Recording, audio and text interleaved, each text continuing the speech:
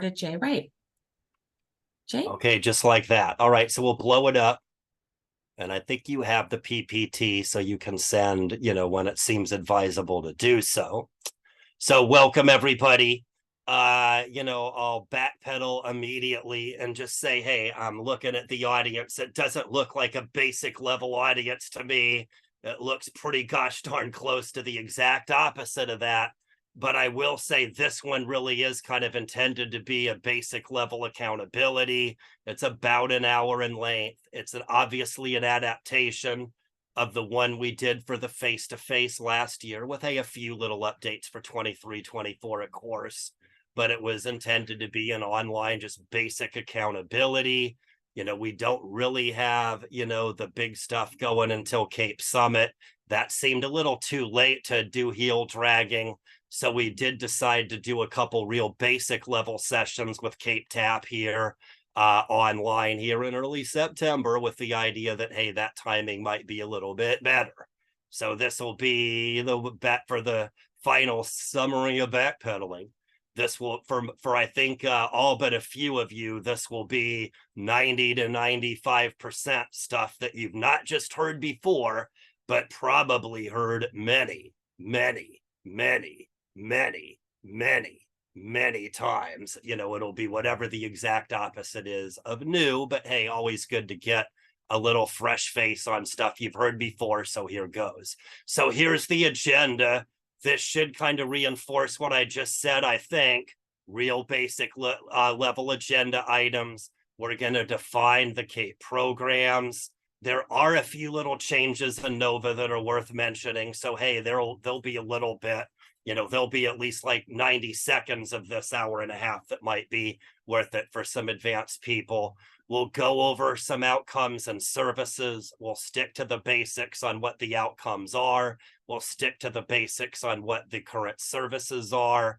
A lot of you have been at a lot of these meetings in recent years. So, Yahoos like me have spent a lot of time talking about how we need to revamp this. We've had a lot of activities starting to kind of get at that and move that direction. But as is, we haven't moved one iota. So as is, we're still looking at the same bubble boy slides and the same set of outcomes and the same set of services for now.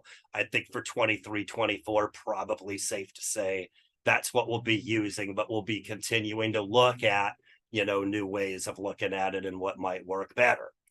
Basic data collection requirements, that really reinforces the basic level training. Some of you, again, a lot of you that have been to these over and over again will recognize, hey, wait a minute, these are slides that, I don't recognize from CAEP circa 2017. These look more like WIA Title II circa 2003.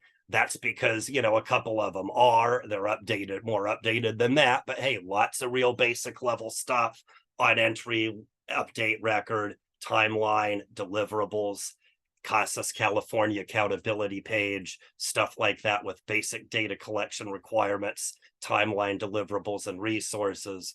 And then we'll finish out on CAEP reports and TE, not really a deep dive from a TE point of view, but from our perspective, obviously, it's hard to talk about CAEP accountability without at least covering the TE reports. So we'll, show what some of those basic reports are, some of the key considerations for each, and that will be it. I'll just say sort of to what Holly said, because this was intended to be basic, it really was built in to try to have, some Q&A and so on. Okay, so most of this is, a lot of Holly stuff, just doing some housekeeping. All right, great. Thank you, Holly. So I think it's mostly Holly stuff for now, but I'll take a look. But lots of chances for Q&A. My hunch is, unless we have a lot of Q&A during the slides, which is certainly possible, we'll have time left over. So if you have a lot of questions, my hunch is that there might be questions on things not really related to the topic at hand, kind of okay with that too, because I have a funny feeling we'll have time. So starting with program structure, I know a lot of you have seen this one before, mostly just an oldie but goodie. I like to start with this one. There are at least a few of you I see that are names that are not super familiar. So that does make me a little hopeful. There's at least maybe 4 or 5 of you here in the audience that really are new to all this CAEP accountability madness and really do need kind of a basic level understanding of the sort of issues we're talking about. So for your benefit, here's kind of a good square one where we've got, starting with the map of California. That is the way the structure works for California adult education program is it's aligned according to community college boundaries. 10 years ago when we were AB 86, there was an effort to align the community college districts and the K-12 districts into separate adult education regions. Bottom line is they were aligned according to community college boundaries simply because they're bigger than K-12 boundaries. So the then 72, now 71 community college districts in California all had their own region. If you were a K-12 district within that community college boundary, by definition, you were with that community college. So the college and all of the K-12 districts within that college district comprise those consortia. So we have 71 regional adult ed consortia, including members, which are basically those from the K-12 districts and the community college districts. Congratulations, college people and K-12 people. You're in the consortium, whether you like it or not. By definition, in the legislation, the college districts and the K-12 districts are inside the tent. If you don't want to be, well, you're inside the tent anyway, because the legislation says so. That if you're not from a college and you're not from a K-12, you may be a partner. If you're a partner, then you were accepted by the K-12s and college district in your region. You were allowed in the club. You know, if you're a partner, the tables turn. You're allowed in if your members want you to be there. If your members don't want you to be there, you're not necessarily part of the club. So your like it or not is, you know, you may be allowed or you may have to be outside looking in.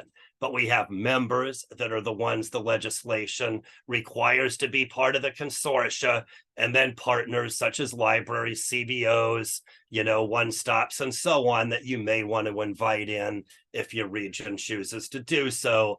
That's been the structure we've had since about the 2015-16 year, where we have the regional consortia that manage themselves locally based on how your regional structure determined was the best way for your local region. Looking at structure from an entirely different vantage point, these are the instructional programs. So we're not looking at it in terms of geography. We're looking at it in terms of, you know, schools and colleges and programs and students. This is how we set it up in TE.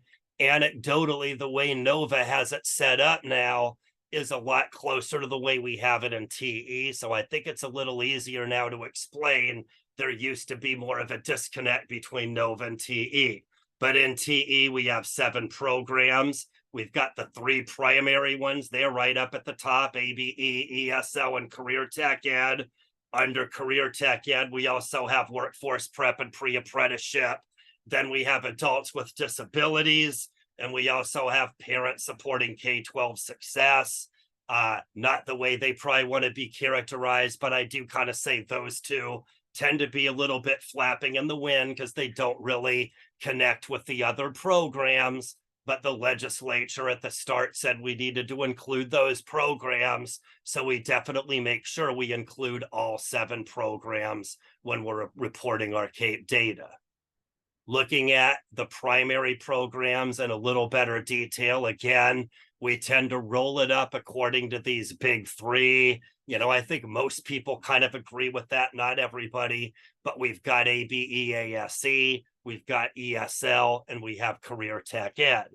I used to drum this up to say, hey, the way things are in CAEP land are a little different than the way they have it in TE land, quite frankly, which makes CAEP land a little different than the other 98, 99% of the world as well. Again, it kind of feels like Nova is a little bit more like the rest of the world now, and then it spread it out and changed the programs. I'm not positive of that. I'm not the Nova person, but I've seen screenshots. It looks more like what we have in TE. But anyway, just to explain, we have ABE and ASE. That's in one bucket.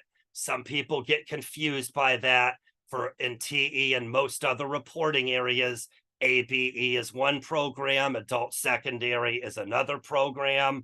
In a lot of real world scenarios, ASE is actually two programs. That is high school equivalency and high school diploma. So again, some would call this one program, some would call it two, some would call it three. Either way, all of those programs that you know and love are in that ABE bucket for CAEP reporting. ESL doesn't generate much confusion or questions at all. ESL is ESL. Kind of think the way we do it for CAEP is just like the rest of the world there. CTE is where some of the confusion kicks in, is that it kind of rolls into CTE sometimes, but within CTE, it's broken up into those 4 bullets you can see. In CAEP land, there's a lot of effort to distinguish CTE and short-term CTE. I'm not the decider on that. I believe there's a 48 hours issue within the college system. If you know the college system, you probably know that better than I do. I think that's the cutoff point, but I'm not sure of myself there. But because there's a lot of distinction in the college system between CTE and short-term CTE, that's a distinction we make in CAEP land. Then we also have pre-apprenticeship, which is a workforce-related program, but definitely not the same as CTE. Workforce preparation, you might say the same thing, entirely different from those others, but again, not the same thing as CTE. Okay, now the chat's empty. I guess the questions were about PowerPoints and registrations. When I was talking about easy stuff, it felt like the chat was off the hook. Now I'm talking about this convoluted stuff and there's no questions. Go figure. I will at least stop. Is this resonating? I was kind of expecting there to be questions now because it feels like we're getting convoluted about now. No, nothing, everybody all right? I'll take no news to mean good news, I reckon. Okay, so let's just go to the next slide. So here's that same yellow box for CTE. Again, these are not official. I don't think you're going to go on Google and find this. You're not going to find any CAEP documents that say this is the official clarification, but I do think this kind of helps to figure out what's going on with these different, sub-programs. So CTE, obviously CTE, hopefully everybody kind of knows what that is, but in general, that's workforce related. CTE is usually a longer term program that focuses on a specific occupation. Short-term CTE, of course, just like CTE, focuses on a specific occupation, but hey, in the who's buried in Grant's tomb, hey, short-term CTE is short-term, regular CTE isn't. Again, I think the cutoff is 48 hours of instruction. Pre-apprenticeship gets folded into CTE in some areas because it is workforce related. Like CTE, it's long-term. Like CTE, it focuses on a particular occupation, but very unlike CTE, it has obviously a completely different format for the student. So it's considered a completely different instructional program. Workforce preparation maybe looks similar to CTE, but is, focused totally differently. It's something for the short term. And I think more importantly, workforce prep is not occupation specific. That's really probably the single most important distinction of this slide, is people always get confused between CTE and workforce prep. Not, foolproof, I guess, but in general, CTE is always focused on a particular occupation, HVAC, welding, nursing, etc.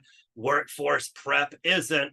It's workforce related instruction, but it's usually more generic, workplace safety, resume writing, filling out job applications, etc., etc. It focuses on work, but it's not related to a specific occupation like CTE.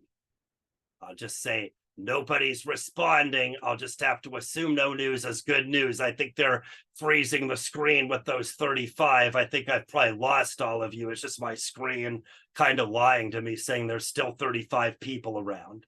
But anyway, looking at it completely differently, totally all right, thank you. Totally different angle. This is summarizing a bunch of slides I cut out because it's like so 2019, but just a reminder that we're aligned to WIOA. WIOA is the federal structure. More on that over the next few slides, getting more gory detail wise, but I do like to point out that WIOA exists. Here's the slide again, another one that a lot of you have seen triple digit number of times over the years, explaining these 4 title numbers under WIOA. We're Title II, we're Adult Ed and Literacy. Title I is Workforce. They're the ones that have the lion's share of authority, lion's share of responsibility because the federal legislation says so. Title III, Short-Term Workforce. Title IV, Voc Rehab. Those are our WIOA partners. I make a big deal about this because it's written into the legislation there 10 years ago that our consortia are required to, align with WIOA. That means, we're, aligning and collaborating with our WIOA partners. It's a big part of the process. When you look at the data reporting structure, we're really looking to align to that federal system to the maximum extent possible. I'll also just say, there's kind of a spirit of CAEP, spirit of WIOA that I'll always say was on purpose. I'm not sure if it feels that way anymore, but hey, in 2016, it did anyway, where there was a lot of movement toward more and more collaboration after many years of not really doing all that much of that. So we were collaborating our brains out there for a few years. It felt like the federal legislation required us to do so for WIOA. We were exploring all these new partners we didn't know. Hey, what do you know? In CAEP land, then AB 86 land, we were doing exactly the same thing, a lot more collaboration. So just know we need to be looking at our WIOA partners, just like we're looking at our CAEP partners. I think in most regions, maybe you differ from this, I'm not sure, but it feels like this overlaps a lot. And in the high performing regions, probably feels like it's the same collaboration, not separate and different. Anyway, this is the WIOA information. So now we're moving into CAEP land. It started with AB 104. That was legislation from 2013, 10 years ago. Again, California legislation.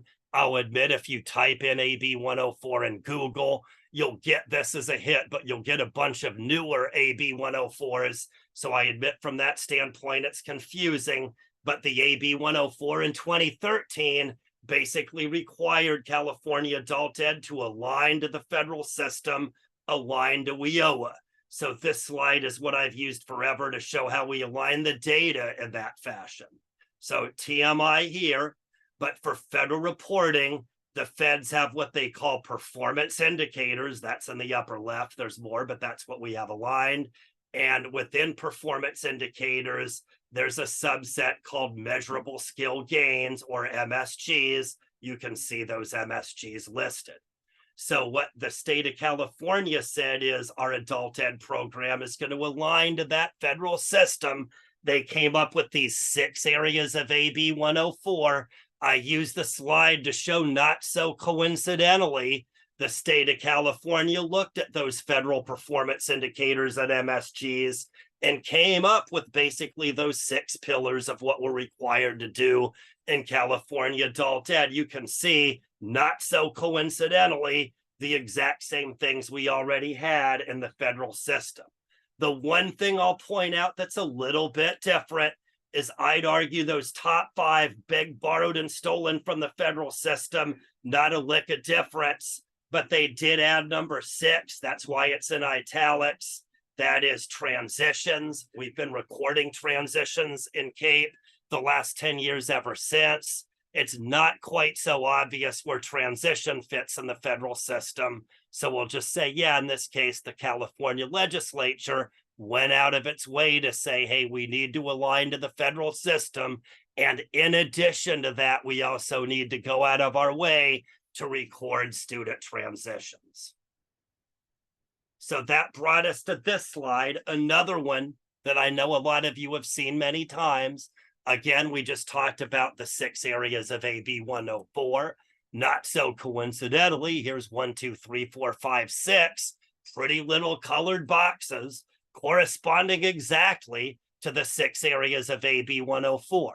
So this is showing how we did it, number 1, and providing some of the details, number 2. Again, literacy gains, secondary, post-secondary, employment, wages, transition. Not everybody agrees, but I think most people agree. Those are 6 pretty basic areas to be reporting. Most people agree, yeah, these are probably the areas that are really good to be reporting and showing that our students are making accomplishments in these areas. So the detailed alignment from about 5 or 6 years ago represented in this slide, where we had WIOA outcomes. We didn't necessarily choose all of them, but we came up with some specific outcomes, again, aligned to the federal WIOA system.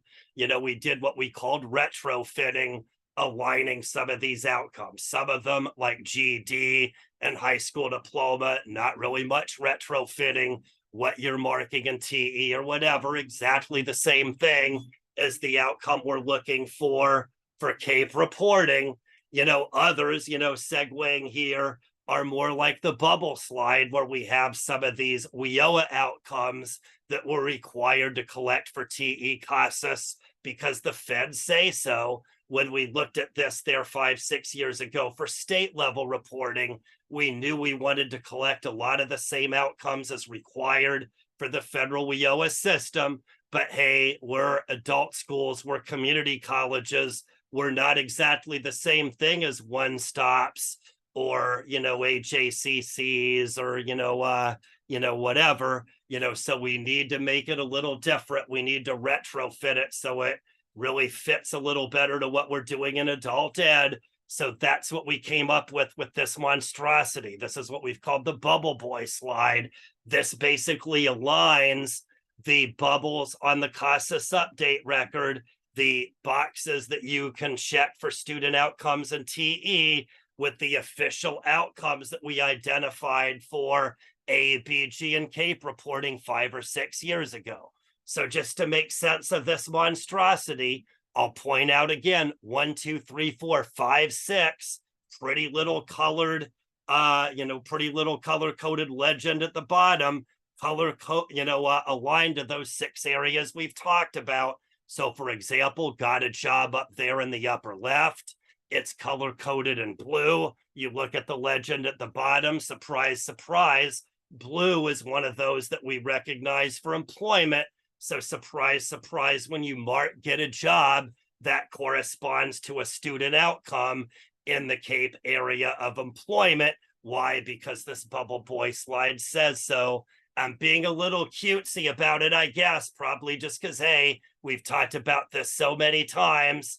That's my story and I'm sticking to it. But hey, does everybody understand this?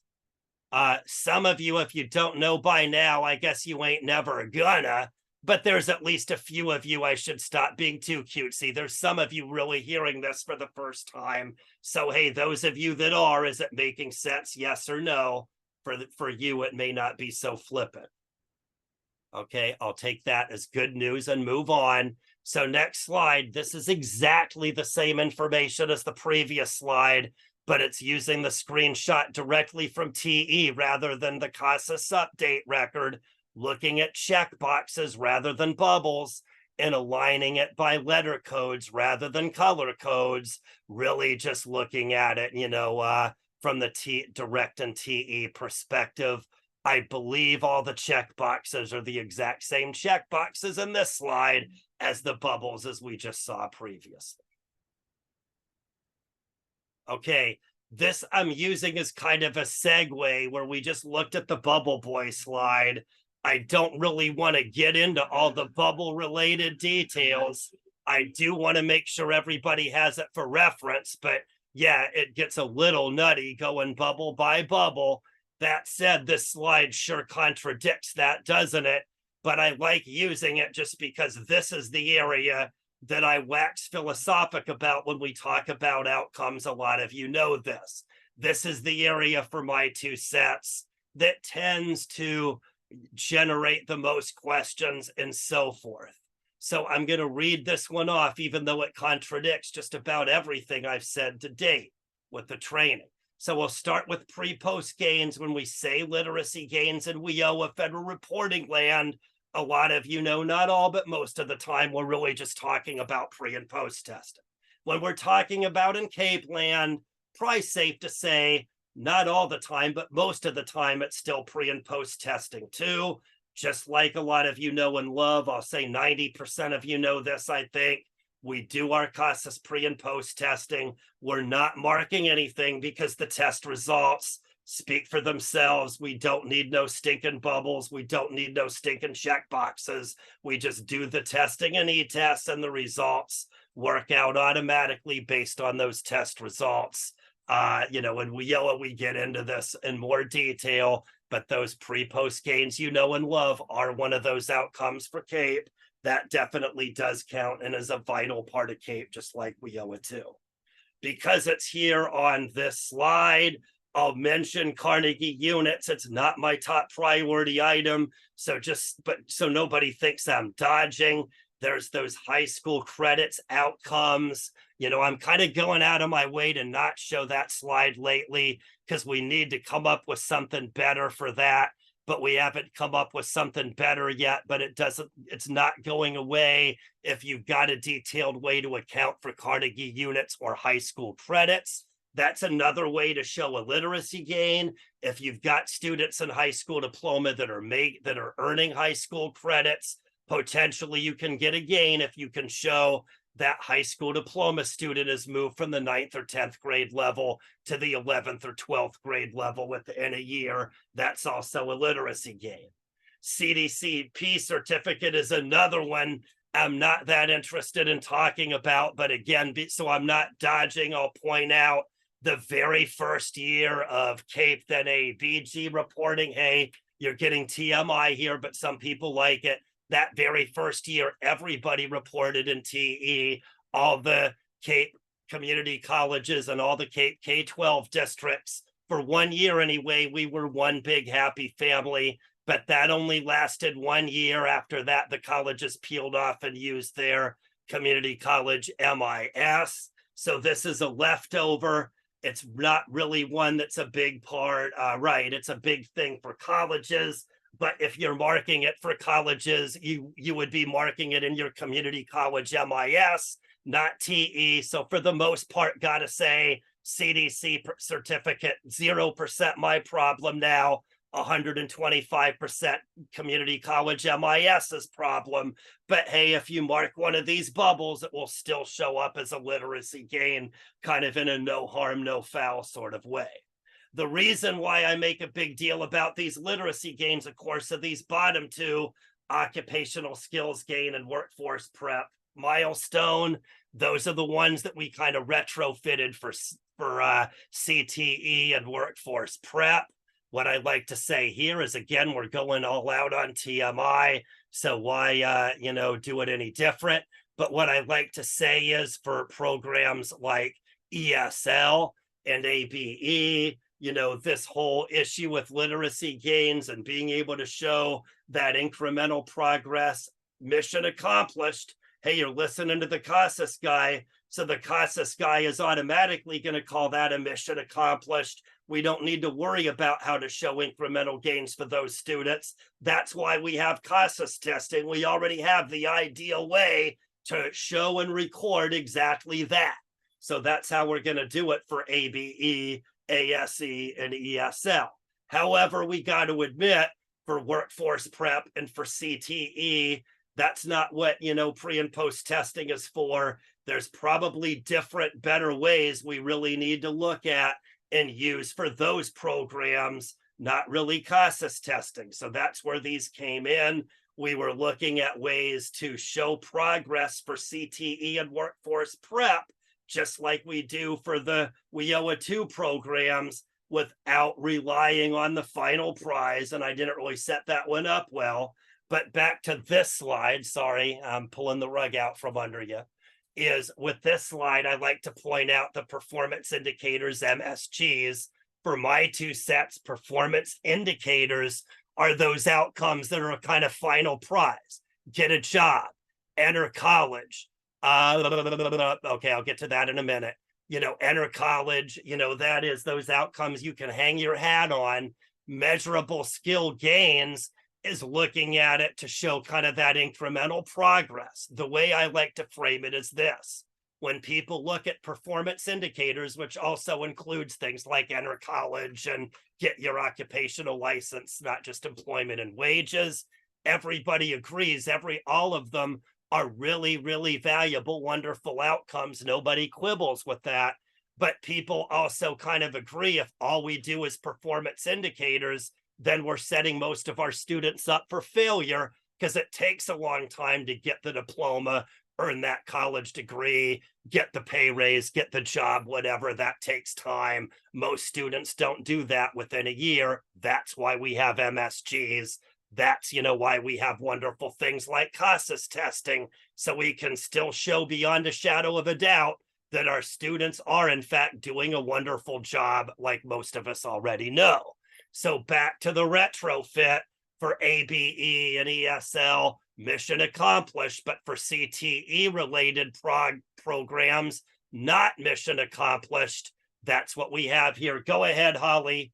I've been babbling too much, so I better just stop and hear the question. No, it's okay. We do have a couple of questions in the chat.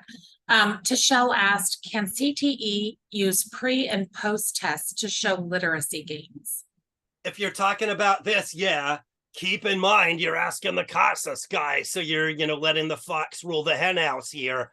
But yeah, as long as the fox rules the hen house, that answer is obviously going to be yes. And we have kind of said that if you want to test your CTE or workforce prep students, obviously CASAS testing is one option you could use. We admit a lot of CTE types would say, hey, we have better ways.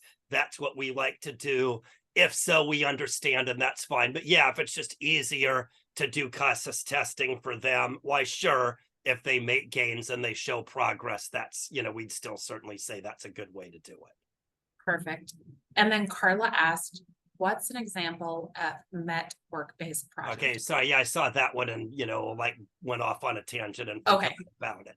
Okay. Okay. It won't surprise you. I think you're asking this from the, hey, what does it really mean? Not what does it mean on the goofy retrofit slide? So, you're going to get way more TMI than you bargained for. Work-based project is a bubble that's been there since the late 90s. It started in WIA. I can't remember why, but it was a WIA thing from literally 99, 2000, where it was in the old VABE and VESL, where there were VABE and VESL students that kind of did things, the way a lot of students do it now, where they were doing it in blocks. My recollection is it was like 30-hour increments where you might have a CTE student in ABE or in ESL for that very fixed period of time. Here's where the crazy TMI is that you weren't bargaining for, is for whatever reason, that would be a drop reason under WIA. So we went out of our way to have the bubble. There were WIA funds that served work-based project students, but I think it was because they were vocational or whatever. Back then, that meant no NRS outcomes, thereby no payment points. So it was a weird drop reason. We don't really use it as much now under WIOA. I haven't seen anything about that since WIA. So, hey, back to the retrofit. That was kind of a first round draft choice for retrofitting because we knew, from a WIOA point of view, we probably weren't going to really need it anymore for federal reporting. How about that? Talk about getting way more than you bargained for. I think that's like what you were actually asking. If not, I guess you'll let me know. Okay, perfect. Right. And then Teresa asks, if a student transfers from our HSE, HSD, ESL program to a non-credit college course or even career courses, where would we mark that? There's like a, I think you can look in the bubble boy, but I believe there's a transfer to credit and transfer to non-credit. Those are two bubble boy options. So in your example, obviously you'd want to transition to non-credit. Okay, great, But thank you. the short answer is you can verify. That's why we put out the bubble boy slide, is obviously it's hard to look at every bubble and prescribe bubble by bubble by bubble. But we do go out of our way to add that crazy slide just so you have that reference so you can kind of look it up. And then to I don't think there's a transition from AWD to something, but hey, you can send me that.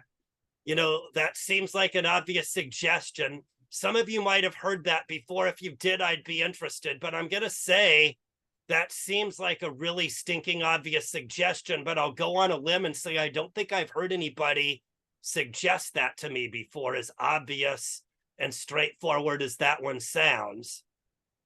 I'll admit that it does sound obvious and straightforward, and at surface glance, it sounds like a good idea, but I don't know of anything right now where we're really tracking it, so I'm going to have to say no, I don't think so. But I like it as an idea, not that that's what you're hoping or looking for, but for what it's worth, I do like it as an idea a lot. Better than nothing, I guess, huh? But yeah, and I'll just say, I'll add on, as you know, we kind of are thin. Our bench is thin in adults with disabilities. We could probably use a few like that. And adults with disability, that's a small little roster. We could probably use a few more bodies on that team, so to speak.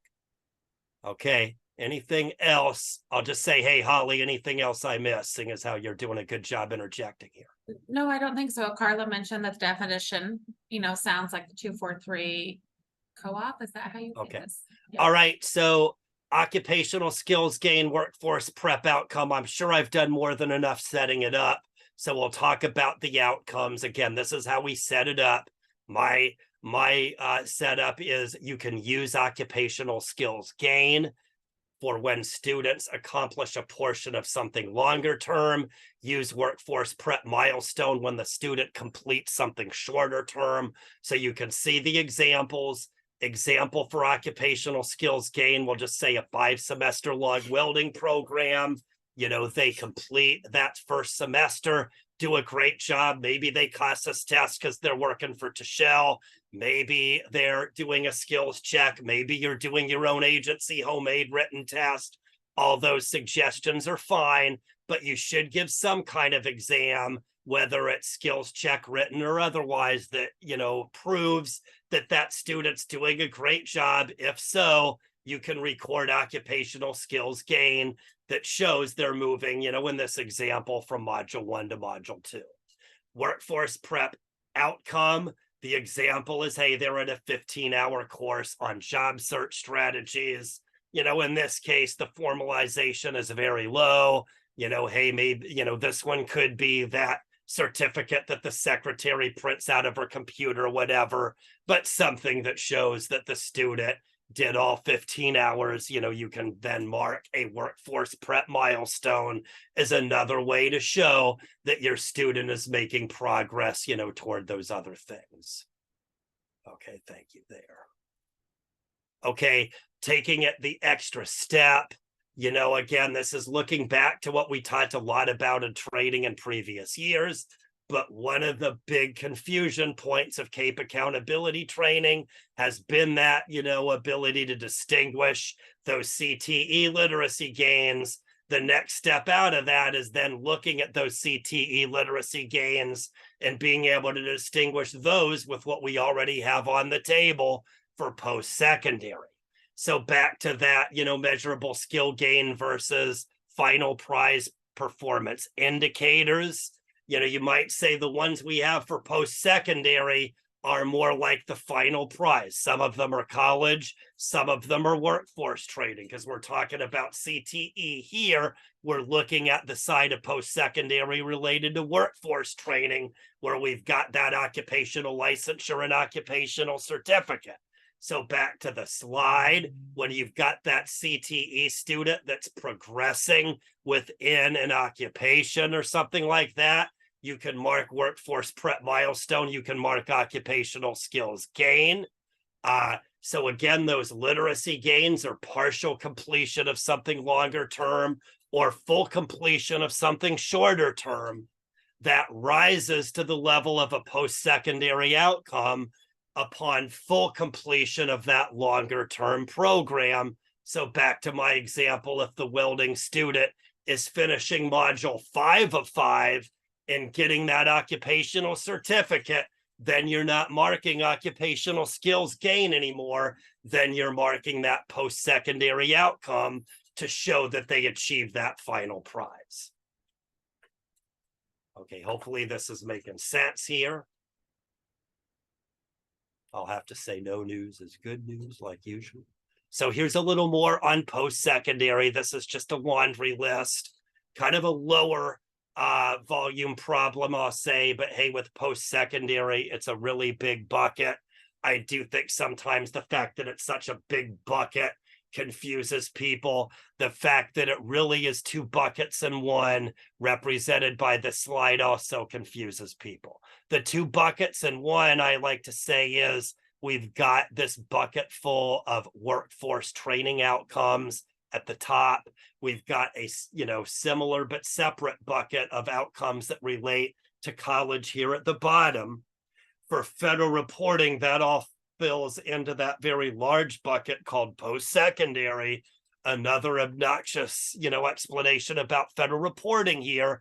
But in federal reporting land, the feds use the term post-secondary to refer to all those student level outcomes that can be obtained after secondary. Go figure. You have secondary and then you have post-secondary. Surprise, surprise on that one. Sorry, I'm being a little cutesy. But secondary, of course, relates to those high school level outcomes. That refers to high school diploma and high school equivalency. Once you get that high school diploma or high school equivalency, a little bit, but because the feds say so, but a lot of it, because in this case, the feds are just using common sense. Once you finish high school, you move on to post-secondary. For some students, that means move on to college. For other students, that means move on to workforce training. The feds use post-secondary to refer to that whole layer that's one layer up from secondary. I don't know if that makes sense or not. Maybe it does, maybe it doesn't. But sticking with more information about post-secondary, admittedly, here's where I'm being a little bit of a sadist. I'm getting deep in the weeds after saying I'm kind of staying out, but this is just a reference for you because a lot of times it's hard to decide what's really post-secondary. I'll elbow you all in the ribs and say where this has probably come up the most is more on the WIOA side when we're looking at IET and doing that ILCE report or whatever, and you've got all those, indecipherable, gray lines between what really counts for IET and what doesn't. This is a slide we've used for that. I've sort of, backed it into CAEP because I think it helps determine what's post-secondary and what ain't. So this is straight from the federal website, so I know it's correct, by the way, except for that dotted line that I drew to show there's the run-of-the-mill certificate. That is, you're doing food handler, you're doing CPR first aid, you're doing that one-shot deal that's kind of independent of everything else. That's what we just call plain old certificate. That doesn't really rise to the level of post-secondary. Over here to the right, we have certification. That is, some occupations, you get that occupational certification. All the way over to the right, we have license. That's what we mean by occupational licensure. That's another subset of that workforce training that does rise to that level. And then in between, I don't know why they did it in this order, but that degree column refers to, again, we're sticking with post-secondary, but obviously you can see from the sort of things they say under degree, that's college stuff, not occupational stuff. I still look for that guru out there that can answer the question, why do some of these use government? Why do some of these use the Business and Trade Association? it's super duper clear to me that all the ones that the business and trades themselves manage on their own, those are occupational certificates. The ones that have the mighty arm of government intervention, those are licensures. That's a distinction that I feel like I understand exceedingly well. I've asked a million people. I haven't had anybody yet that knows this answer. I don't think there is one as far as why do some occupations, get managed by themselves? Why do other occupations get managed by the government? Nobody seems to be able to answer that question. So I'm just going to say, hey, we'll see it. Well, I guess good question, Toyby, but I'll just say the last 3 minutes of crazy I don't know talk is exactly what I don't know why some are certified and others are licensed. There is something there where some require government intervention and others don't. That I can answer. The ones that require government intervention are the ones they call occupational licensure. The ones that the business or industry kind of manages on its own, those are called occupational certificate. The why to which ones are certificates versus which ones are licenses, I admit I don't know what the rhyme or reason is to that, but the ones you're referring to, Toyby, are on that same list, but you'll kind of have to go through the list to figure out whether it's a license or certificate. I've spent quite a bit of time on it, as you can tell, and I don't think there's an answer. I think you just got to look it up and figure it out. I'll just say, hey, did I miss a question that might have, no, that got silent. But I really do, that's not the answer you're looking for, but I really do think that's it, right? Certificate or license, it's one or the other. But yeah, you're going to have to look it up. I haven't figured out anything that shows how you govern that other than that you just got to look it up and know which way it goes. You just got to know whether it requires the government, yes or no. I haven't found any rule of thumb with that. You just got to kind of go look it up. Right. Same thing with that second question. Sorry, but you just got to look it up. I have, and I haven't found anything that really gives you a nice, easy guideline that lets you know that automatically. You just got to know which ones are involved with the government and which aren't. You just got to look it up and online or check with, the people that are providing that certificate or license and find that out. I haven't found anything that makes that easy where, hey, if you just know these little tidbits, you can easily decide which one to mark. Sorry. That's the best I can do there. Hopefully that there's something there. But yeah, this chart is as detailed as I have. It gives examples. There is nothing that I've seen that gives the master list of all the things that are licensed and all the things that are certified. Gotta say, I've kind of looked for that too. And I don't think there's anything like that either. Again, back to the, yeah, you just kind of got to look that one up. I don't have any better answer. Okay, moving on to transition. This is another one that gets questions. I always like this nifty little diagram. I'm not sure everybody else does, but I do. So this is what I like to show. That is, we've got these transitions. I think this diagram shows the official ones for CAEP. So the blue boxes to the left are the starting points. The red boxes to the right are the end points. So the starting points to get an official CAEP transition are either K-12 adult ed, ABE, ASE, or ESL, or non-credit community college, ABE, ASE, ESL. To successfully transition to, CTE, you're going to end in either community college CTE or K-12 adult ed CTE. You can see those two red boxes. If you're transitioning to college, you're transitioning to 4-credit community college. I will go out of my way to say only 4 credit.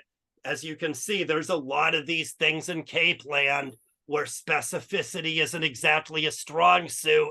You kind of got to figure it out in a lot of areas. Here's where CAEP tends to contradict itself. One area where CAEP is super specific is for it to be a transition to college. It's got to be 4 credit. If it's a transition to non-credit, that's considered more like a quote unquote lateral transition. So if it's to non-credit, then no, that's not a CAEP transition. It's got to be to for-credit college, not non-credit college. So you can see by the diagram the different way in which you can record transition to CTE and the ways in which you can record transition to college. Okay, what about non-credit CTE? I'm just going to say that's a good question for CCTAP or for the chancellor's office. As far as I know, that doesn't count, but that would be a question for them. I know that there is a data match that they do within COMIS. So probably somebody from West Ed, or maybe it's the COMIS person, can clarify exactly where they draw that line on the sand and what gets in and what gets out. But if you ask me, it's non-credit. It's got to be for credit to be transition. So as far as I know, it's the same, but I'm not quite sure what the difference is between credit and non-credit CTE. So there may be some differences there. Enrolled in secondary. I guess, Carla, I need you to elaborate that one a little bit. I guess you need to talk that one out rather than chat. Yeah, in some of the charts and bubble boy graphics that you showed us, enrolled in secondary triggers column L, a transition to all right, post-secondary, and the newer bubble. Okay. It's very confusing when we're working on outcomes. You know, okay. we're all kind of baffled why that's listed there. All right, and I'll just say the short. Well, it's not the answer. It's sort of like the answers I gave Toynbee, but the answer is we have that now on table 11, NRS table 11. So it was kind of a backdoor thing where, hey, we've got it for table 11. There were some reasons for WIOA where we really felt like it needed to be aligned to table 11. Well, hey, wait a minute, we're lining it to the NRS table, so we ought to align it for CAEP.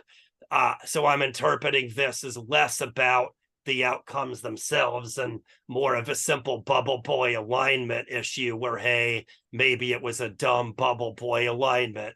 If so, then point well taken. It probably was a dumb bubble boy alignment that we need to change, but we probably won't do any changes until we kind of are ready to officially bubble boy align. I know you've heard about that forever and you probably don't think it's ever going to happen. Maybe I don't either, but hey, it'll be something that we would, probably incorporate in that, not unilaterally. I think that makes sense. Okay. All right. Thank you, Holly. Sorry, I'm babbling a lot longer. Well, then I would just say, yeah, ultimately that's a question for you to ask COMIS people, not me, because that's definitely something that would be more like, something they would do in their data match. So they would be able to make that distinction better. I'm not really sure, whether they make a big deal about in the college side or not, but I got to say a better question probably for them. Okay, let's see here. So I'll move on from transitions. Good questions. Okay, I'm going to mention I3. I made a big deal of this last year because nobody knew what it was. I think people at least know what it is now, but I made a big deal with it because, hey, COVID, people really forgot about this. We had a lot of momentum before COVID. Got to say that this is one of those areas that COVID really did take a lot of wind out of its sails with this one. So we've been trying to bring it back up as an issue. That is, we've got those immigrant integration indicators. At this point, as far as I know, this is what we have in CAEP land. So there is sometimes pushback because I think sometimes the advocates here look at it and say, yeah, co-ops are great, but it's just a small part of the immigrant integration pie. It's not the whole dang pie. But for now, as far as I know in CAEP land, let's face it, it's the whole dang pie. So, hey, something is better than nothing. So I'll go back to say AB 28 requires us as a state to have something instead of nothing related to immigrant integration. There were supposed to be a bunch of things related to this, one of it which was what we brought up at CASAS all along. That is, hey, we've been doing immigrant integration for 20 years, only we never called it immigrant integration. We've always called it EL Civics. So, hey, we've got tons of stuff that's perfect for immigrant integration. We just kind of have to agree to that and align it to CAEP structure rather than some of this crazy convoluted EL Civic structure we've been doing for years. So everybody agrees we have done exactly that. So now we can use, not all, but most of those COAPs for immigrant integration reporting in CAEP. When students pass a COAP, that counts as an I3 indicator on the CAEP summary report that will get your student an official outcome for immigrant integration.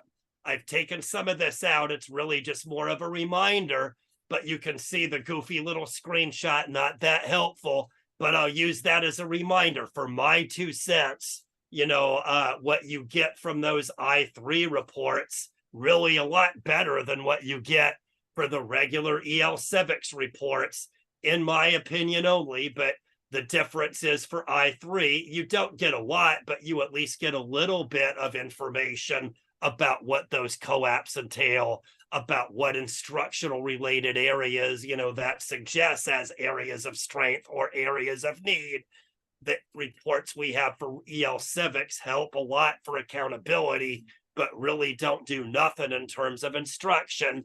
I'll just say I3 not perfect, but it does give you some of that COAP content related information, thereby, in my opinion, I think they are a little bit more helpful as standalone reports. Okay, I'm not going to read all of these, but I did leave this slide in there as just a time a little bit for Q&A. It sounds like you didn't need this slide. You've all done just fine asking whatever questions you want. Nobody needed any of this goofy prompting. There was a little bit of that by keeping it here.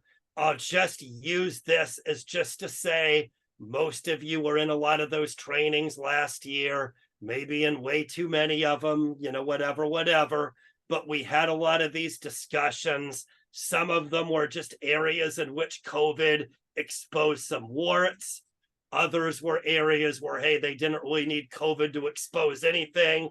There were warts exposed with or without COVID. There were some that really weren't warts at all, but just people had good questions, things that we needed to sort out in a little bit more better detail. So we talked a lot about this, and most of the sessions, we spent at least half of the training talking about this slide, answering some of these questions. I'll just use it to say, admittedly, we haven't answered them all. We've had a lot of good discussion, but they're not answered yet. So I'm leaving it here to say, no, not mission accomplished. We're still sorting it out. I added this one just because some of you were involved in some of the work we did at the California Consortium, this past June.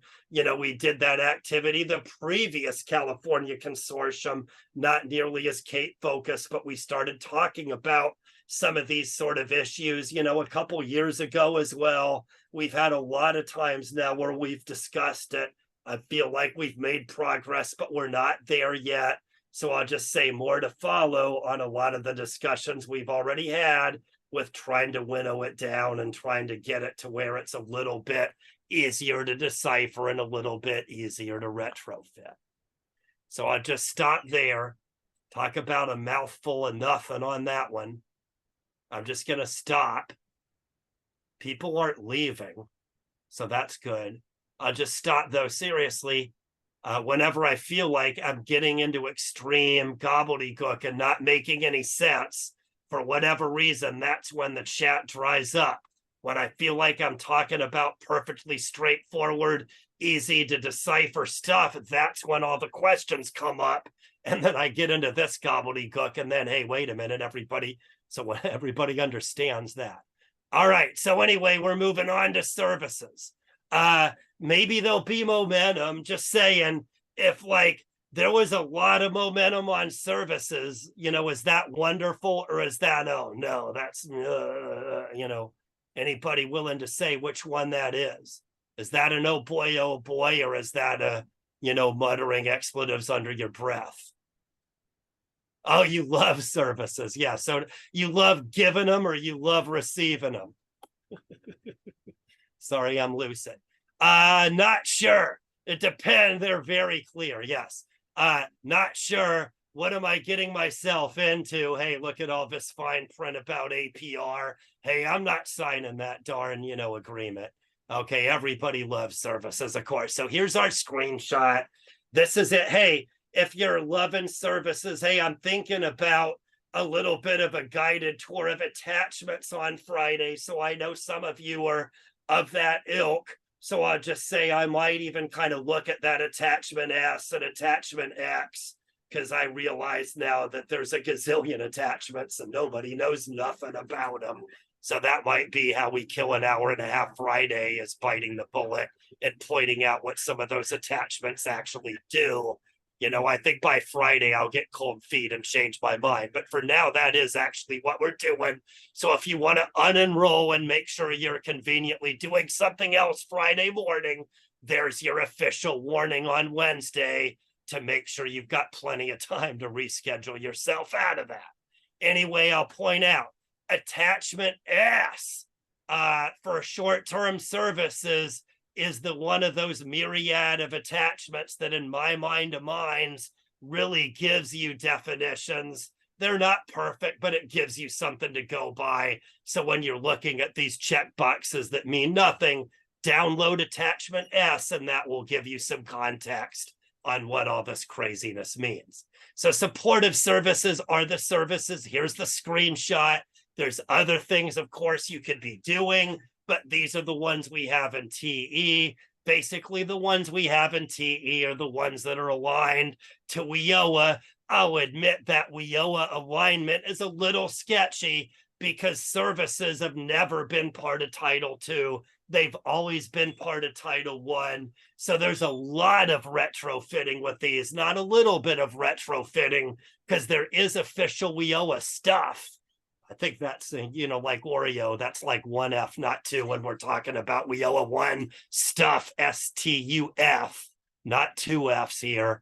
Like double stuff with only 1 F. Sorry, I'm getting into alphabet soup.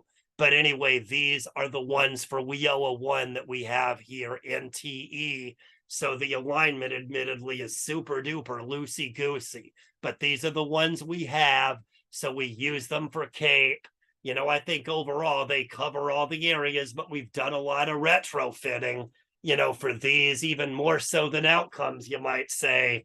Where can you find a little bit more better information? Look at attachment S for short-term services. But back to the slide, supportive services are the ones focused on the student's personal needs, legal counseling, fiscal counseling, childcare, transportation, and so on. Training services is more related to the student's instruction and what the student is doing with you at your college or at your school. That is maybe short-term little trainings you're doing, tutoring, maybe mentorship, etc. Transition services, in my opinion, again, talk about, acting, talking, walking like a duck. To me, when you use that sort of goofy way of looking at it, transition services sure look an awful lot like training services to me. The list really does seem the same for my 2 sets. But the difference when you get into the WIOA stuff is the transition services are very specific to either transition to employment or transition to college. It really seems like it's a lot of the same training stuff like we have in training services, but it has that very narrow lens for whatever reason. So again, supportive, training, and transition services. For now, that seems to be working pretty well. That's how we're working it. I'll add, it was just a 5-minute copy and paste. So not exactly something to hang your hat on, but I will say some of these slides that we talked about last year that I dare say a lot of you really, really liked and asked a lot of good questions about, we've kept them here. We've folded them into attachment S, but these are just some ways to look at these services a little bit more fodder for you, because again, the definitions say a limited amount. So these are some ways to try to kind of get you in the car, so to speak, with a little bit more context, some suggestions of how you might relate some of these WIOA 1 services to fit a little bit better with what you're doing at the adult school and college and so on. So here's some key supportive services with some extra guidance. Here's the same thing for training. Here's the same thing for transition services. Backup, you mean like things like what sort of document you might provide? I think that's probably a better CDE question there. I mean, I would just say, I'll treat it as if you're doing like third-party import where, hey, as long as you've got a backup, I'll just say 3 years backing that up like everything else. That's what I say as a generic answer to those that are not doing the entry update scan forms anymore, which of course is like 95% of you. So I'll just give you that same answer I would for other sort of backup info. Just make sure you can access it for at least 3 years electronically, just like you've been doing for however many years that you haven't done the entry update scan forms. That one's a loosey-goosey answer, but that one I think is a little bit more based in reality, that we've been looking at that limited backup for at least 10 years, probably more like 15, since we've sort of split from people not doing paper scan forms and everybody doing everything in the cloud electronically. Hopefully that makes sense. Okay, so I'll just say, hey, does it make sense? I'll just say major transition here too. We're kind of okay for time. It seems like I'm babbling and heel dragging. I'll just say I wanted a lot of time for Q&A, but again, you're not being shy. To be clear, by not being shy, you're doing exactly what I would hope you do, which is ask lots and lots of pointed questions. I was really genuinely hoping that would happen today. If it didn't, it wouldn't be much fun for any of us. But what do you know? You've been asking very pointed questions. So in all sincerity, that's made me happy. That said, I make a big deal about it and nobody has any questions. So here we go. Super basic stuff here with entry update record. So again, with entry records, actually, let me stop because there's a few of you that haven't been doing this for a million years. So does everybody at least know what the entry update records are? I know a few of you do, good grief, but some of you I know are not names I've seen all over. So if you're really new to this, I could see some of you not really knowing what I mean by these goofy shots. So yeah, I know you know what it is. I was looking for some of these newbies that haven't heard this for a million. Yeah, okay, so true to form, all the people that I already knew are answering, the ones that I didn't are hiding and not answering. But anyway, we're using our old scan forms. That is, hey, if we were in 2006, we'd all know what these are because we'd all be using them. That is bubble forms that you'd scan in all the data. Now, a few are using them. Whenever I ask, I always get more people saying yes than I realize. So I know a lot more of you are doing this than I realize. Some of you are just doing manual entry. Some are doing third-party import. Some have something more highfalutin than that, maybe. But whatever, you're getting that information in an enrollment.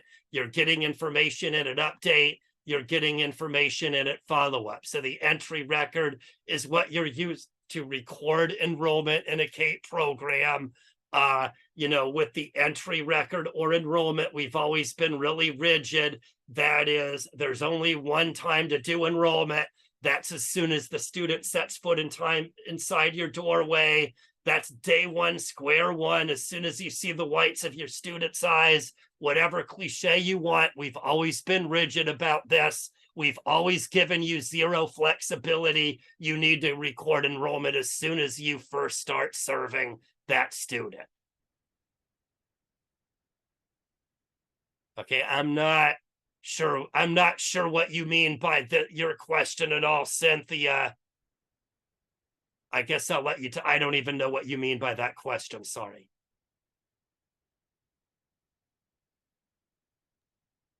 Cynthia, would you be willing to come off mute and you can ask it directly? Right. I mean, if you don't, I guess you can try to yeah. And that makes me more confused, not less. I guess I'll let you reformulate it.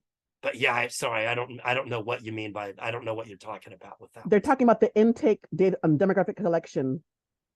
Okay. I think So I'm here So now. what's the question? The question is, these questions that are up on the screen are the ones that show up before they take the CASAS test. And so What whatever questions are on what do you mean questions on the screen? labor force status. Oh, you mean highest- just the screenshots? Yes. Okay. Yes. Okay, so what about them? So the question is, these are self-reported by the student, who sometimes click through the screens without answering correctly. Okay. Yeah, that's my question. Okay. Are we supposed to So the question then go is back and figure out? So the question is what you didn't ask, which is what the heck are you supposed to do about it? Yes. Okay. And that is, yes, you should be following up on that. I mean, to give you the answer, that's definitely 30 or 40 minutes we don't have, because yes, some things are more important than others. Again, 30 or 40 minutes we definitely do not have at the moment. But yes, most of these are required.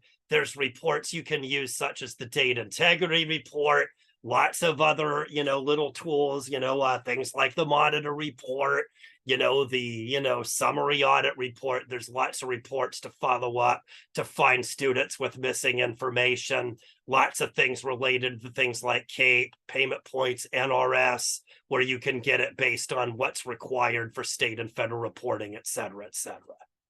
But the short answer is, yeah, if your students provide incomplete data, the bitter pill to swallow is an emphatic yes, you absolutely should be following up. If you don't, yes, your bottom line will suffer. Yes, it will be all your fault because you didn't follow up on things that you should have followed up on.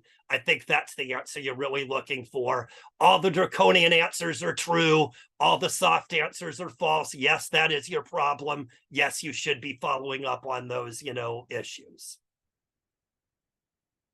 How's that for an answer? Because that is the honest, correct answer. All the That's things what you I didn't needed want to hear. Okay, so there you go. So anyway, with the entry record, we're recording enrollment in a WIOA 2 or a CAEP funded program. Please do collect demographics, gender, race and ethnicity, date of birth, all required. Here's where it gets looser, is that middle bullet. Yeah, if you missed that, you're missing NRS, you're missing payment points, 125% your fault for not following up on easy stuff. These down below are a little more nuanced. They're all required, but they're not as direct hits as things like date of birth or gender. But yes, please do collect labor force status. Please do collect education level. Please do collect barriers to employment. Those probably won't directly impact your bottom line like the demographics will, but if you don't collect them, yes, your bottom line will be affected, just like the other question. Yes, it is 125% your fault for not following up on things you should be following up on, et cetera, et cetera, et cetera. So please do collect that information at intake. I guess probably what I'm hearing is, I'm sure you're doing a great job, Cynthia, at following up on stuff. I'm giving you a hard time you don't deserve, but it sure sounds like you probably want to bite the bullet and stop doing that goofy practice at e-tests. What you're describing sounds like lots and lots and lots and lots and lots and lots and lots of other agencies where you rely on your students to do that at e-tests. And hey, what do you know? You end up with incomplete information. What do you know? You end up spending more time fixing all the mistakes than you would if you just went ahead and did something like the entry record or some enrollment form or whatever in the first place. Sorry, there's my unsolicited advice. Sorry, you got way more than you bargained for, I realize. Anyway, please do select the program for WIOA 2. That means ABEASCESL. For CAEP, that means the 7 programs we talked about at the beginning of the session. We talked about barriers. And then this bottom one is one we've made a bigger deal about lately. If you have anybody that's co-enrolled with one of your WIOA partners, please mark it. We've made a big deal of that in CAEP and WIOA training lately, because there's a lot of interest at the state level. There's also a lot of interest at the federal level in that. And our data doesn't show that much. We know we've got a lot more than we have to show. Okay. Yes, if you don't put their program in there, you know, that's a deeper problem, because yeah, if you don't mark ABE, you don't mark ESL, then yeah, they might get weeded out of the report entirely, because yeah, the report is conditioned to look at just those that are involved in CAEP for the CAEP DIR, or just those that are involved in WIOA 2 for the NRS DIR. So yes, that can potentially present problems. Okay, another entry record issue. This was a big deal last year, not such a big deal now, but last year we went back to requiring primary and secondary goals. For 10 years, it was on the form, like you say. A lot of you, you know, just about all of you were doing it anyway, even though it wasn't required last year. You know, we once again made it required, and hey, there's a nifty little attachment, you know, on that if you need some help kind of figuring out, you know, some good ways to record student primary and secondary goals. Okay, so moving away from the enrollment or entry side and moving, there's no hard and fast. I would say no more than 2 makes sense to me, but there's nothing in TE or on the federal level that strikes you down as being wrong. So you can mark as many as apply. The no more than 2, I think, is what people have said for 20 or more years, that yeah, if you have more than that, it gets confusing and kind of silly. But I'll just say, I don't think there's a state or federal policy that puts a cap on it if you're just goal crazy at your agency and you like giving your students more goals. Okay. So we're moving away from the entry side and into the update side. So there's a goofy line. It's you know, I've liked the line for whatever reason. I'm a party of one, but this bullet above the line is what we've talked about for 25 years related to updates. The stuff below the line, not really new anymore, but new as of the last 5 years or so. Above the line relates to what we're talking about with enrollment. Sorry, I'm clicking too many things at once. I wanted to show this one, where what I made a really big deal about on this slide is for every year since 99, we've said we're rigid about entries. Do entries as soon as you see the student. Day one, square one of that enrollment. It's always been very rigid and inflexible. For updates, we've been a lot looser. We've always said, hey, it's up to you when you do the update. You know, hey, a substantial block of instruction, maybe that's semester, trimester, monthly, quarterly, your decision, not our decision on how often you do it, just align it to what makes sense for you. That's been our long-time instruction. When WIOA kicked in, we have now this special clause for attendance. I won't get into periods of participation here. Hey, you can go to WIOA training for that one. But for WIOA federal reporting, we use attendance to determine who exits. That's a big part of the process. It still fits in for CAEP because we're doing that employment and earnings survey. Because we still need to govern POPs, we're saying do attendance at least once a month. Because of POPs, we have that 90-day rule. I know at least a few of you know it. That is for all learners. TE should know for everybody whether more than 90 days or less than 90 days has transpired. For a lot of you, that's difficult. So we say once a month. If we just keep it loosey-goosey, we're setting you up for lots of failure. So we make you do it once a month. That's not perfect. But you might say in this case, literally good enough for government work, I suppose. Okay, here's just a blown up version. I always question, why do I even put this slide in there? I think this is just showing you proof pudding that attendance hours technically are an update record issue. For some of you, that's straightforward, but some of you scratch your head. Why are you talking about attendance when we're talking about updates? That's just showing you that attendance is on the update. That's why I consider it that way. Anyway, long story short, on the update record, all of that issue related to 90 days, doing attendance at least once a month, getting in a TE at least once a month, etc., is the last couple years updates have been a big ticket item, much to my chagrin. It feels like a lot of this is like, so 2009-10, but people keep coming out of the woodwork saying they're having their teachers fill out the whole update. If so, probably 1,000 things that are a better use of your time and the teacher's time. We don't need that update status or update progress. You're just wasting everybody's time if that's what your teachers are doing. Leave all that blank. However, that's not to say having them do the update in general is a waste of time. Having them do the update in general is a really, really good use of anybody's time, but it's really just focused on marking these outcomes. We're not really worried about, all that other stuff with status and progress and, all that, like what everybody was doing 10 or 15 years ago. End of sermon there, I guess. So I'm moving on. I better pick it up. I really thought I was going to have trouble, but hey, great. You've really saved me. Thank you. But that said, I better pick up the pace a little bit. So here's some resources. We've got the 23-24 CAEP Data Dictionary posted. It was kind of better late than never, about the 1st of August, about a month late, but it is there. As an aside, we owe a 2 dictionary right there in the same spot.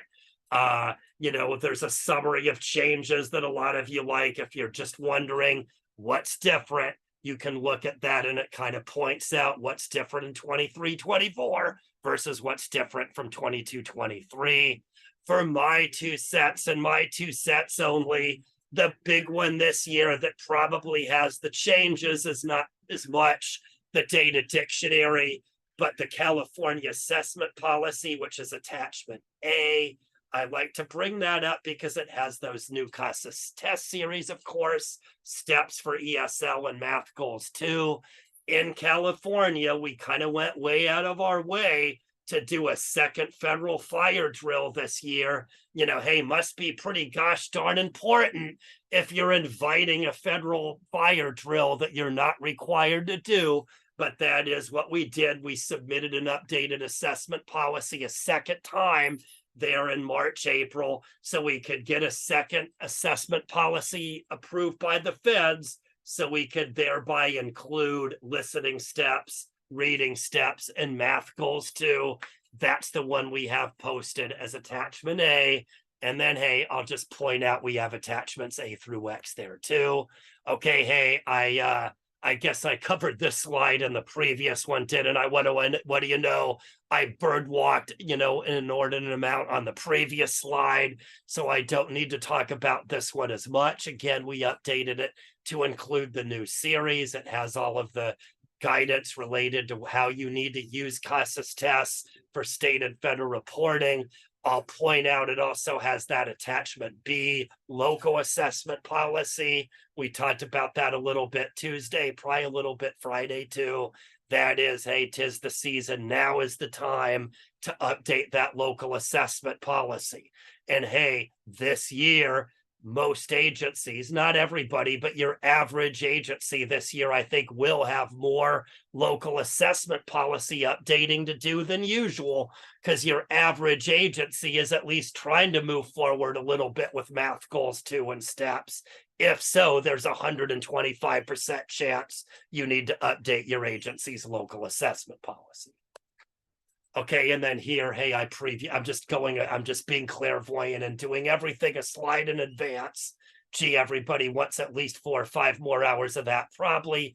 But hey, here's what I just got through talking about related to local assessment policy. A couple other resources. You do need to do, the quarterly data submission. This, I think, is a little bit out of order because I should have put this one here. Sorry, out of order here. But here's our data submission calendar. I think most of us know this, but we're submitting quarterly for CAEP, just like we're doing for WIOA 2. Here's our timeline with our 4 quarterly due dates. Sorry, I should have shown that one before this one. So for the last 3 years, I think this has been pretty easy for agencies. This has been in good shape for most of us. That is, we've got that TE quarterly data submission. That is, you can do your CAEP data, CAEP DIR, WIOA data, and WIOA DIR all in one fell swoop. Run it every quarter. If you've got issues with TE, here's a link to that help document so you can, follow the steps with the wizard. Similarly, we do the employment and earnings survey for CAEP, just like we do for WIOA 2. That's also not new. Last year, I think it was a rude wake-up call, kind of post-COVID. This year, I kind of feel like most people that needed the wake-up call have gotten it. So I think for the most part, we're kind of in good shape for this now. But we still have this help document with the several different help documents available to help you with that employment and earnings survey wizard. Bottom line is you do that wizard and TE following the exact same timeline as for the data submission wizard. But in this case, hey, it might be different depending on what quarter it is. So we have multiple help documents to give you the step-by-step in TE. Your average agency probably needs help with this wizard more often than it needs help with the data submission wizard. Okay, and then, hey, just because you want to see it one more time, here's the calendar to keep it super basic. It's by fiscal year, July 1 to June 30th. Divide the fiscal year into quarters. 1 month from the last day of the quarter is the due date. Okay, CAEP reports, obviously limited time, but that was a little bit on purpose. This is the CAEP summary. This is what I like to call the hub of the CAEP universe. This has all of the basic reporting issues we have for CAEP. I like to call this one 3 reports in 1. We've got, simply left-hand side, middle side, and right-hand side. I like to say it's 3 separate bars at 3 different levels. High bar to the left, middle bar in the middle, low bar to the right. Starting to the right with the services, we set the bar very low. You can see that's where we're recording services received. We set that bar very low for services on purpose. That is for that. And this is back to your question. I think it was Cynthia, but there might have been others. If I'm picking on you, Cynthia, I'm sorry. But a couple of you are asking for services. The requirements are low. In fact, they're basically non-existent. Program not required. Demographics not required. Pre and post testing not required. Instructional hours not required. For services, you just got to mark the services. We're not, we're going way out of our way to not require any of those extra things. That's why I say low bar. So good news is you don't need to get through any of those extra hoops. Bad news is a lot of you get clutter in this section because it's so loosey-goosey. It literally filters out nothing. For now, we're leaving it that way. A lot of you have good reasons for wanting no requirements here. But as long as it is, you're going to get a lot of clutter, deposited in that section. But we don't require anything for that. Move into middle CAEP outcomes. For that, we require those demographics. I guess I should step out and say we've got literacy gains to the left, CAEP outcomes in the middle. Quite frankly, and a lot of you know this, pre-post literacy gains are an example of a CAEP outcome. But we put literacy gains separate. Number 1, just for programming, we bring it from NRS Table 4 because we're doing all that work under the hood anyway. But bottom line is we've got that special section for pre and post testing because it includes pre and post testing. The middle CAEP outcome section includes all the other CAEP outcomes except for, of course, pre and post testing. So get ready for another who's buried in Grant's tomb explanation. On the left-hand side, it's all about pre and post testing results. So naturally, we require pre and post testing. The middle section shows all the outcomes except for pre and post testing. So naturally, we don't require pre and post testing. Everything else about the left-hand section and the middle section are the same. That is, we require what I like to call the usual suspects. Program is required. 12 or more hours of instruction is required. All of those demographics are required. that is, you need to get through all those hoops to get a CAEP outcome. Obviously, you also need it if you want to get a pre-post CAEP. We have our CAEP and data integrity. Again, it was a flippant, smart alecky answer, but this really is the answer to your question on, hey, what do I do about all these fields that are missing? Hey, the students are not being thorough enough, or the teachers are not being thorough enough, or I'm not being thorough enough, or whatever. This is the long-winded answer to, hey, you could look at that CAEP DIR or the NRS DIR or the payment points DIR. It gives you a lot of these data elements with an item count and percentage of what might be missing. This is something you can use to follow up on all of that missing data you mentioned. We have these hours reports. This I really thought was going to be a big stinking deal a couple of years ago. Gotta say, it hasn't really turned into be that big of a stinking deal, but I'll still pretend like it is. That is, we're looking at moving people out of 0 hours and into 1 to 11. We're looking to moving people out of 1 to 11 and making them a participant with 12 or more hours. This is getting in the weeds a little bit, looking at those that don't have 12 hours and trying to figure out, how students are progressing. We know that it's very important to maximize the number of students that have 12 or more hours. This is just blowing it up a little bit so you can kind of see how the reports are working and how you can kind of look and see what your item counts are and how you can drill down on those right 2 columns to try to move people out of those right 2 columns and into the left-hand column. We also, this is just a different variation. This is a little weedy here, but this is looking at it in terms of services, where if you are looking at that area where you've got students with less than 12 hours, students missing demographics and so on, you can dig into that services. Okay, that you go and run CAEP tables.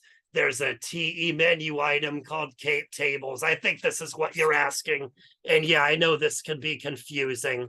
I think this is what you're asking. I think you're getting in the TE weeds with the question. If not, I guess you'll just correct me. But here I'm typing it in the chat. I am doing something. It just doesn't look like it.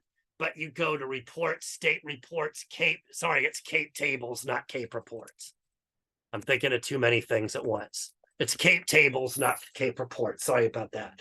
But CAEP tables is that option in the TE menu that has basically everything CAEP. There's a selection you need to check called report selection that has literally 20 check boxes where you can select and deselect the specific CAEP reports you want to generate versus those you want to refrain from generating. Okay, thank you. That is what you are asking. Anyway, services enrollees by hours. This just allows you to look at all that clutter and kind of figure out, well, how much of this are really students receiving services versus other stuff that might not be that at all, which is clutter I need to fix. So here's what I skipped. You can read this, but again, we're looking at hours by program. If you've got classes covering more than one program, we're saying, yeah, and the hours are not 50-50, create multiple class records. Just know the TE behavior is always to split 50-50 by program. If you know that's not true, then you need to create extra class records.